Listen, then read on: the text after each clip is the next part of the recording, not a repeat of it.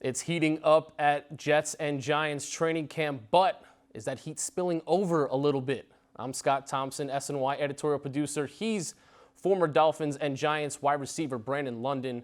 Brandon, we know that fights sometimes happen at these training camps, and we've seen it starting with the Giants yesterday. John Feliciano, Tay Crowder. Started with a hit from Saquon Barkley on Aaron Robinson.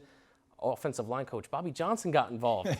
Are you used to seeing this, and what do you think about the whole situation there? Well, I'm not used to seeing a coach jump in and get involved, but training camp fights, they happen. It's part of football. You're in the dog days of camp. You're tired of going up against the same guy over and over. It's hot as I don't know what outside, and you're getting physical. This is how you practice. This is how you play. You play physical, you practice physical, but you don't practice or play like a punk.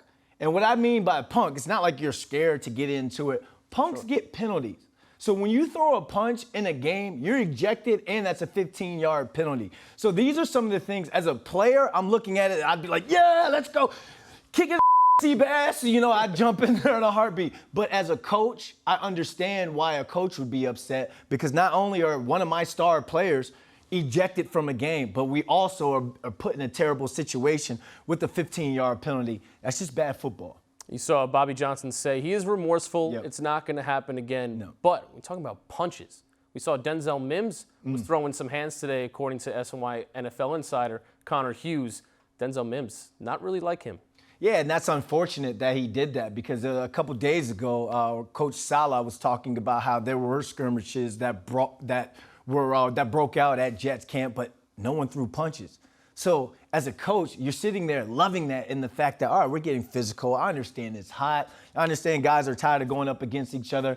Things can get a little out of hand, but at least we don't cross that line, because now as a coach, I have a physical team and I have a disciplined team as well. Those are the things coaches want to see in training camp. Well, it's a battle, right? Yeah. It's a battle at the end of the day, and temperatures are going to get hot out there as well as inside your head. Yeah, but yeah. You saw Jihad Ward talk about the camaraderie. He said he saw greatness in that skirmish with the Giants, but where is crossing that line? You were a player. What's it like in that locker room?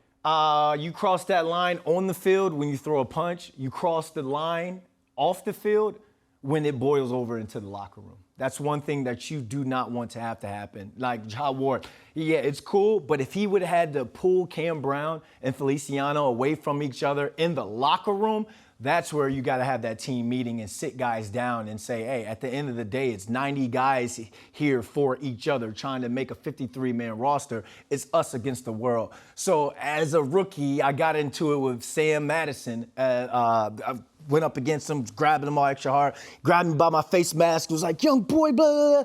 Like, we got into it, nothing crazy, but I never got into a fight with anybody else after that, because the DBs jumped on me quick. Corey Webster, James Butler, Aaron Ross, they jumped on me quick, but at the same time, they realized it was just a young guy trying to make the team. As a young guy going up against a vet, yeah, I may have did a little bit too much, but it wasn't anything disrespectful. I was just trying to make a team. No punches were thrown, and for that reason, I got the respect from the DBs.